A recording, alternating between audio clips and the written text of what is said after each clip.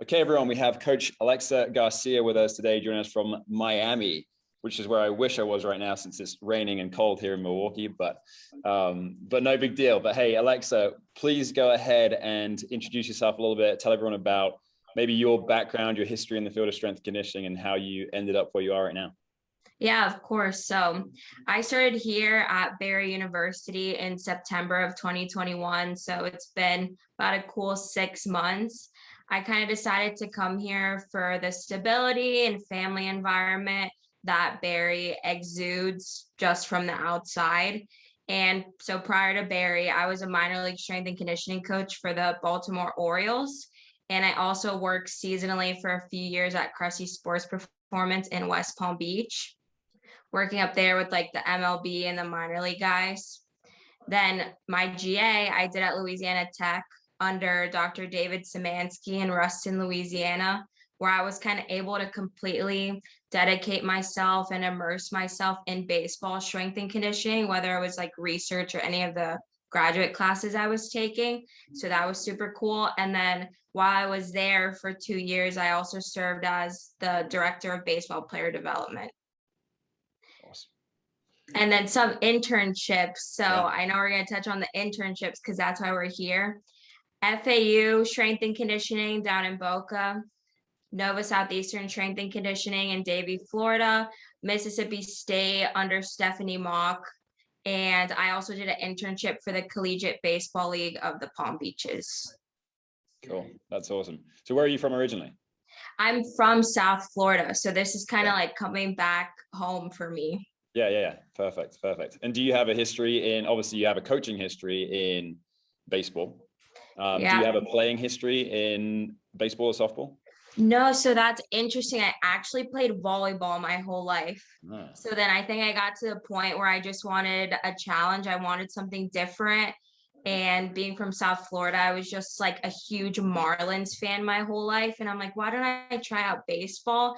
And South Florida baseball scene is huge. So it's like the perfect niche to be in, to just like completely immerse myself in that. Yeah, that's awesome. And you've had some really good experiences along the way, obviously with some big name people, big name institutions with Eric Cressy and obviously Stephanie Mock as well. How did those come about? Were you like really strategic and being like, I know I want to be at an Eric Cressy Performance Institute, or I want to be with Stephanie Mock, or did it kind of happen almost like the stars aligned and almost you found yourself there? How did that all turn out? So Cressy was definitely a deliberate, like as soon as I realized baseball was what I wanted to do, I had people constantly telling me like, Cressy's where you need to be. It's 45 minutes north. You need to be there, make that drive every day, like do whatever you can to get an internship there. So then right away, as soon as I had to do my internship for school, I reached out to them and I knew I wanted to do baseball. I knew that was going to be my passion. So then I ended up there doing an internship. And then in 2018, I did their typical like 6-month fall internship. And then I just stayed for the next 3 years seasonally in between school. Like, hey, we need somebody in December. Like we need somebody in the summer. So like for the past 3 years, I've just been going to help them whenever I can. So it turned into like a great partnership where I can constantly go and just like keep the coaching fresh. Yeah, that's awesome. And if you hadn't have made an impact in your first go around there, they wouldn't have asked you back. So Right. Hats off to you for that. So then another follow-up question to that then, with Cressy Sports Performance and then at Mississippi State, those two things individually, what would you say were like two like defining features of those internship experience for you? Like, I really enjoyed this because of this aspect. I really enjoyed Mississippi State because of this aspect. Right. So at Cressy, obviously it's super rotational athlete, overhead athlete, baseball, sports performance focus. And when I got there, I really truly understood kind of the ins and outs, the biomechanics, like how the body works, everything that when you're first starting to train the conditioning, you're like, I have no idea how this works and I don't get it. But now I find myself using those same kind of coaching, teaching principles with our interns here. So at Cressy, they do an amazing job at just like hammering down the biomechanics and why we're doing what we need to be doing for these guys.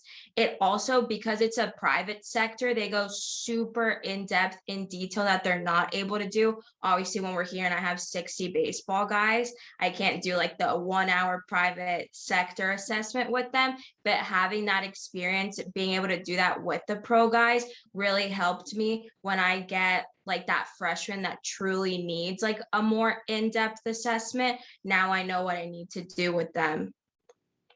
Yeah, it's awesome. You can almost like pick and choose, filter in pieces. Yeah, exactly. When you've got a massive group, you see something within a session, it kind of triggers something in your mind. Think, oh, okay, I need to bring this guy in individually and take a deeper look. Yeah. And then at Mississippi State, Stephanie did an amazing job at Mississippi State with integrating that sports science sector as well, because we see that bridge is getting smaller and smaller every day. Strength coaches need to speak that language, and seeing how they integrate that stuff in the collegiate setting with 15 to 20 teams there and the big staff that they have was amazing. And now I see at Pittsburgh, she's doing the same exact thing, even to the next level. So that really helped start turning the wheels in my mind that, okay, like if I want to stay relevant in this field in a couple years, I need to start staying on top of the sports science aspect of it as well.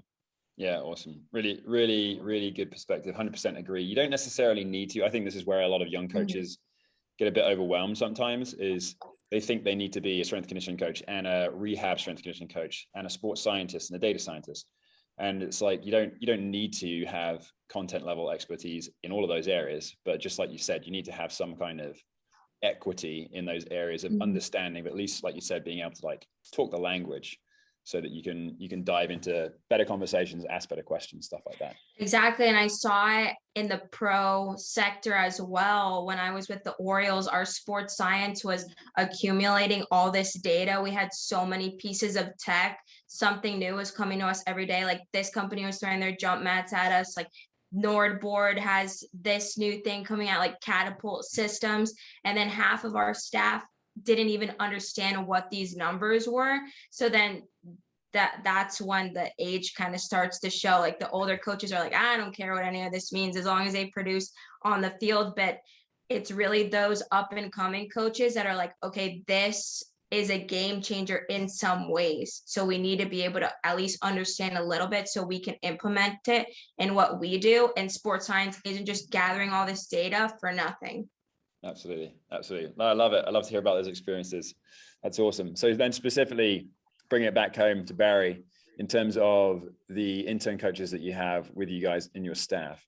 What does the typical like day and or week and or responsibilities look like for a young coach in your setting? Yeah, so we pride ourselves here at doing everything possible to integrate our intern coaches as part of our staff. So all of our athletes know that if they have a question, they don't have to just look to me or whoever else is in the room. Like they can look to our intern coaches as well. They're not just stickers on the wall, right? And we also pride ourselves here at giving them a realistic experience, like as close as a realistic experience is able to have at this level without crossing the line of what a non-certified coach can do, right? Because we're all teetering on that line. And so the daily schedule, we allow our intern coaches to essentially make their own schedule. So we set parameters, like a minimum of 8 hours a week. You need to work with at least 3 different teams, maybe 1 to 2 conditioning sessions a week. And we let the coaches decide what sessions they want to be a part of. So, for example, one of our interns right now, she's currently on a softball team. Softball's in season, right? So on Sundays, she'll look at our Google Calendar where we keep everything nice and neat there, where we keep all the lifts, all the conditioning sessions, any meetings that we have staff-wise or otherwise. And she goes to her Google spreadsheet and she logs her hours for the week. So Monday I have time here, Tuesday I have time here, Wednesday, Thursday, Friday I have a game, I can't come. She plans that all out during the week. And then that helps her also plan out her homework, her classes, practices, game schedule. And then she gets all her hours in without us having to go back and forth like, oh, what about this? Say, when do you have time? What about this? Say, when you have time. They are allowed to completely set their hours as long as it's within our parameters. So on the daily, she'll come in, she'll go over the lift we're about to do with the team. She'll ask any questions. We'll go over demoing any exercises she's not familiar with. Then we'll go through the lift. She'll help me with the little athletes here and there that need extra, again, without crossing that line of what a non-certified can do. We'll clean, we'll help set up the room again for the next lift, and so on and so forth. But she's not just sitting in the corner, right? She's constantly moving around. She's constantly interacting with the athletes, because some of these athletes are her peers, but they also respect her as one of the strength and conditioning coaches. So it's really easy for them to integrate, especially in this little space, have that athlete interaction, as opposed to some bigger spaces. You kind of get lost in like the 60 athlete lifts, and you're just kind of like watching, like, what do I do? What do I do? They like jump right in. They help them change the weights out. They help them write on their workout cards, and they integrate themselves as much as they can, essentially. When they schedule hours in a time period where maybe it's like an open hours lift, maybe it's like a makeup with 1 or 2 athletes, I give them something else to do. So whether it's going over nutrition logs, logging in different numbers for nutrition, just like going over, oh, how would you try to help this athlete with their snack intake or anything like that, whether it's nutrition stuff, whether it's them working on their project that they have at the end of the semester with us, so that one-on-one, if they have questions, they can ask me instead of us going back and forth. They can work on their project too. They enter testing numbers. We have Excel right now, but we're integrating Team Builder. So they would play around with the Excel equations, just like, it's never going to be, hey, let me sit on the plyo boxes on my phone until like a team comes in. Yeah, that's great. I love that, because especially with the scheduling aspect, you treat them like an adult. You allow them to take ownership in the process of, you schedule your hours, you figure out when. And I'm sure, if you have any intern coaches that struggle with being organized, you help them along the way with getting that done. But I'm sure they take much greater ownership. They probably show up with more energy. They show up more prepared when, they've decided this is the session I want to be at and I'm going to be present for. So that's good. And yeah, it seems like you're giving them, and we're going to dive into the actual internship curriculum in a second here, but I love the sound of the exposure that they're getting. They're not just a one-trick pony, come in, set up, break down, coach a couple of lifts, disappear. They don't just see, like you said, you want to give them a realistic exposure of what it means to be an NCAA strength conditioning coach, while not necessarily also allowing them to see it just through like rose-tinted glasses of like, you just come in and you lead a lift. It's really energetic. Everything's all hunky-dory, and then you're done.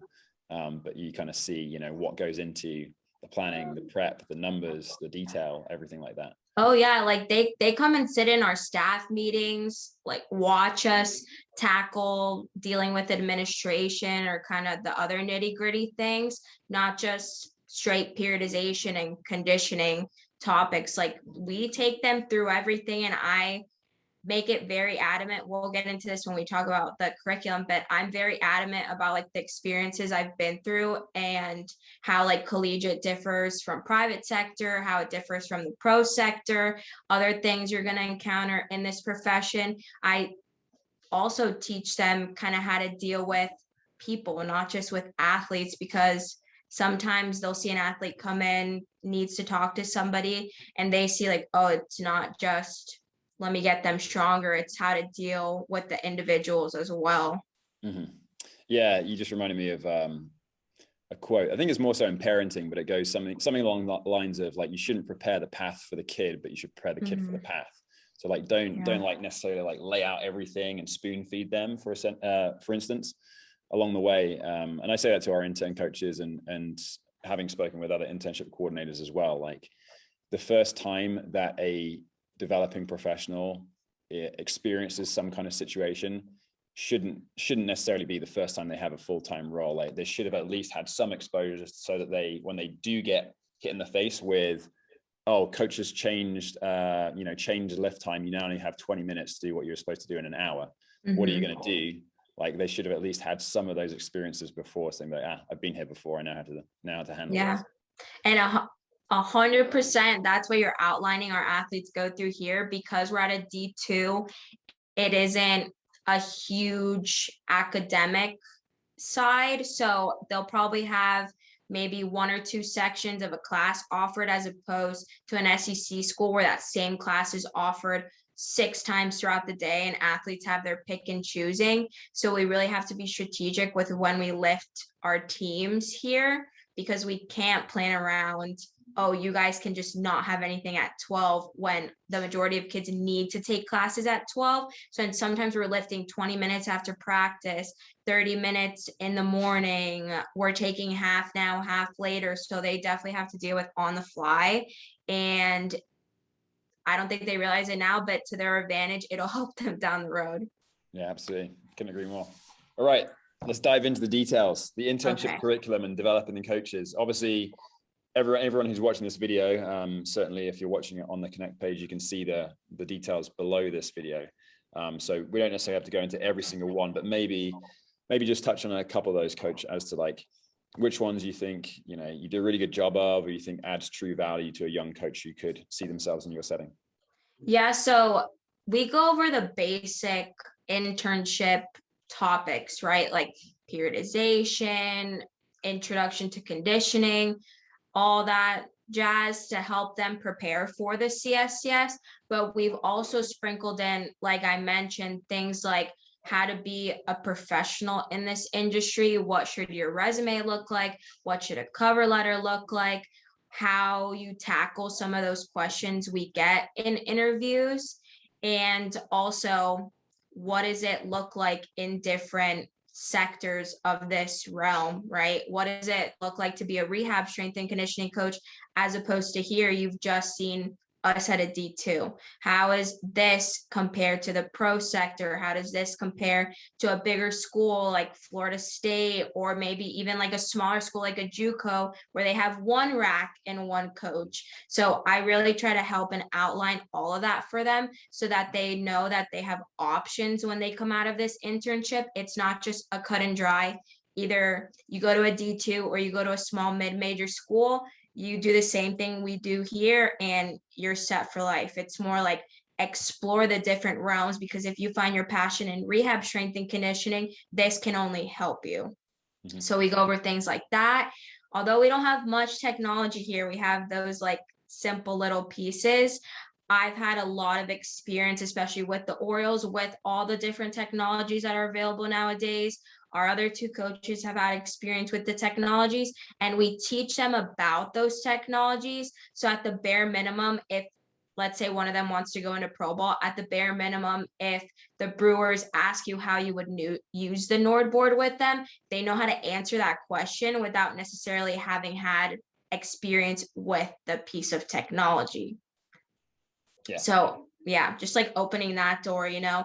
And then we also go over a lot of return to play things.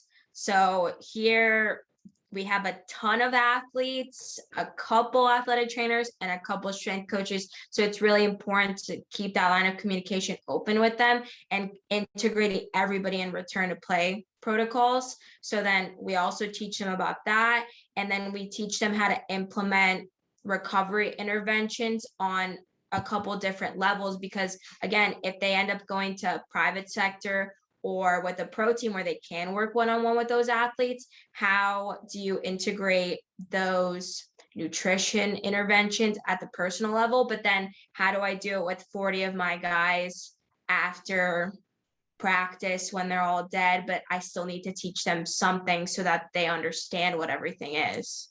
Mm-hmm. Yeah, great. That's awesome. Touching on the technology piece, I would take, if I, you know, for example, if I was in a leadership role where I was hiring a entry-level candidate, I would take an entry-level candidate that truly knows the ins and outs of a jump mat and how to use it consistently and well, and knows the limitations of it. I would take that coach any day over one that's had experience with like top tier technology, but only just scraped the surface and has no idea what's going on. You know, so I think simple things done well repeatedly speaks volumes. But I think it's great that you definitely like you expose them so that again, the first time that they're hearing about Nordboard isn't in an interview and they're just like blindsided and they have no idea what it even is. I think that's super important. But yeah, you're right. You know, technology is just every day, just like you said, every day there's a new piece, and you've got to try and figure out, you know, is this going to add richness and value to the questions we're asking and the answers that we might be able to receive from them. I think that's super important. Yeah, it's good. It's Exactly. really good. And I didn't touch on this at the beginning. But I think as of right now on Connect, you guys are the only staff that have more female coaches than male coaches, which is awesome. Yeah. More of that in the field. That's really cool. cool. So our coordinator, so let me preface this with Barry's sports performance is super young. They just started a sports performance staff 5-6 years ago. Okay. So our coordinator is kind of the first strength and conditioning coach Barry's ever had. So he brought all of us on. So myself is the other full-time assistant sports performance coordinator, obviously female. Our part-time Maddie, she's also like super versed in all the technology. She's come from a bunch of different D1s. She also came here for the family-oriented environment, kind of not chasing logos dynamic that people are getting more into. Mm-hmm.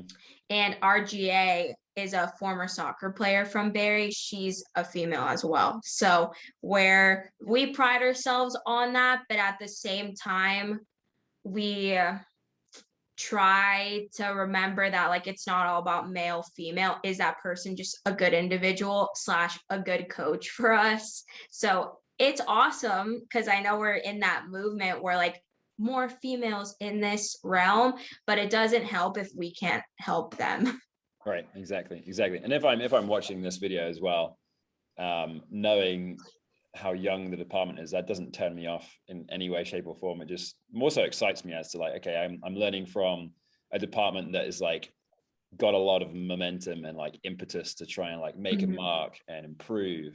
And as a young coach, I might be able to like leave my mark and add some value as well. So that's awesome. 100%. I came here because I knew I would be able to make a bigger impact than I was making in a 200 athlete, 200 person staff organization. Here, there's 4 of us. Something that needs to get done, we get it taken care of.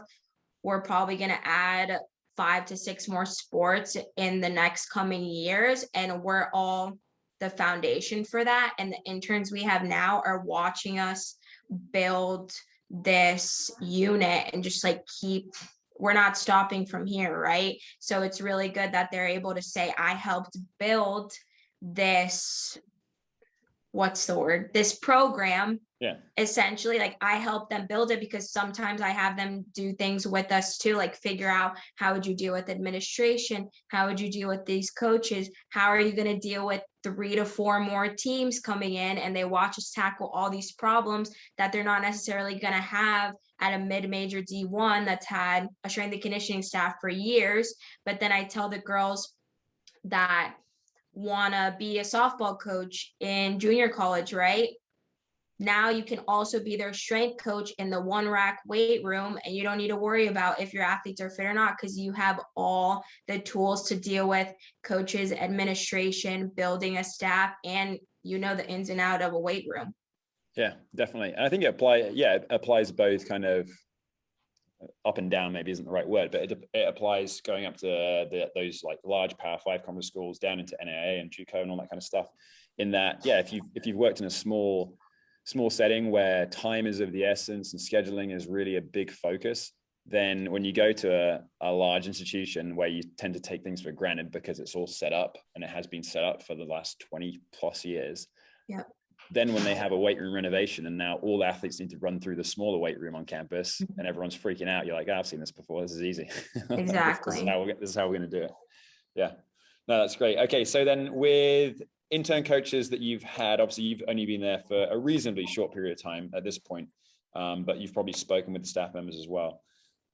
Can you touch on maybe like 1 or 2 intern coaches that you've had with you that you thought, wow, this intern coach did a really great job. Maybe they've moved on to a GA position somewhere else or an assistant level position, but what were they like when they were with you and why did they stand out to you?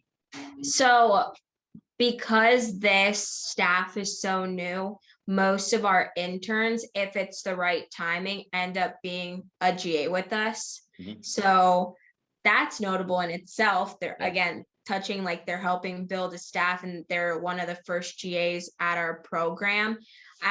We haven't had that many interns come through our program yet, because I just took over the program this semester, but the interns that we have now are set up for going on to really good job opportunities as well. Like, we have one of our interns, she is a soccer player from the UK, so she wants to go back up there, get internships with the pro soccer teams, and she set up to do that now as well, because she understands how the pro sector works now. One of our coaches is going to go to or FIU this summer to also intern. Hopefully he's going to come back and be a GA for us.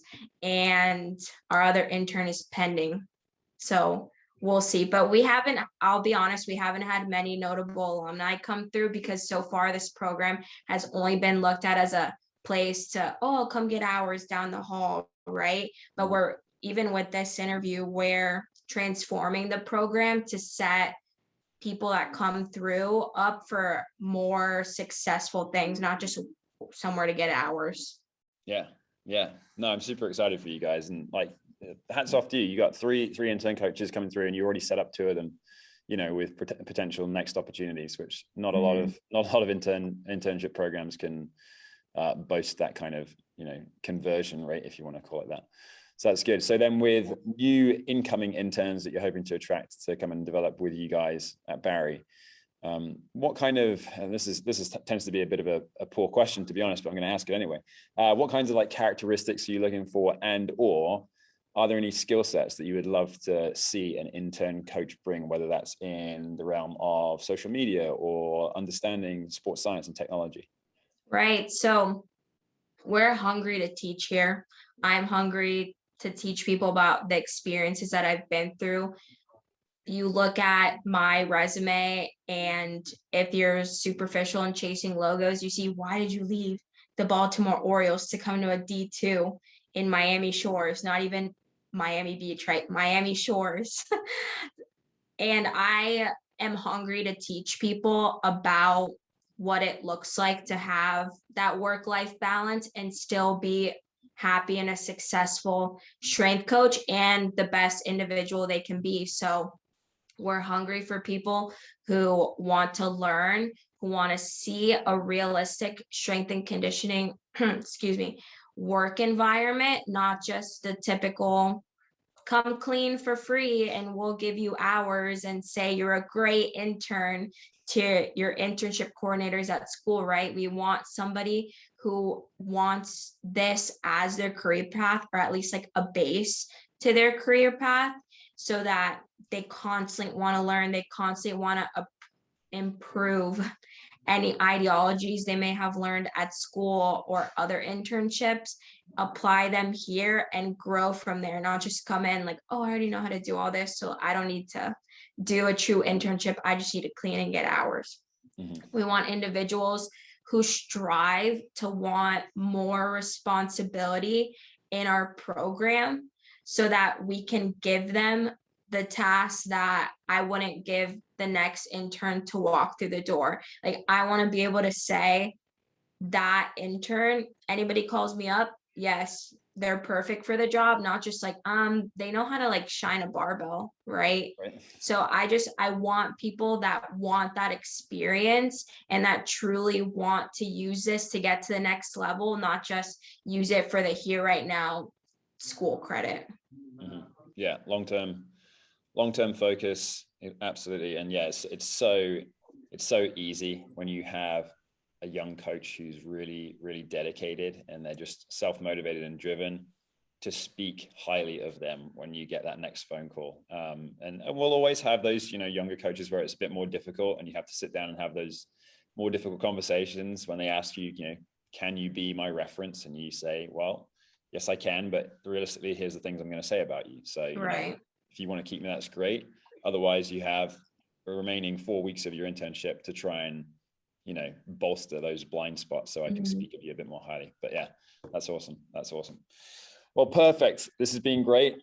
I really enjoyed learning a bit more about Barry and what you guys are doing. Like I say, I'm super excited. I think if I were, back in the position that I was, how many years ago now, 8, 9, 10 years ago, looking for my first internship roles, this seems super attractive for all the reasons that we've talked about, including being a school that has a staff that's newer, that's hungry, that's developing, that's actually growing something, rather than just like maintaining status quo. That's really exciting to me. And the fact that you guys are, looking to, clearly you're passionate and you're looking to develop young coaches for these next roles. So that's great. Obviously, if anyone is watching this video and has any more questions, then feel free to reach out to Coach Garcia here with her contact details below. All of the application materials required are at the bottom of the page. And obviously you can find out more about the internship curriculum in that section of the page as well. But Coach, couldn't thank you enough for your time. I really appreciate it. And hopefully we'll see each other sometime down the road at a conference in person somewhere. Yeah, of course. Thank you so much.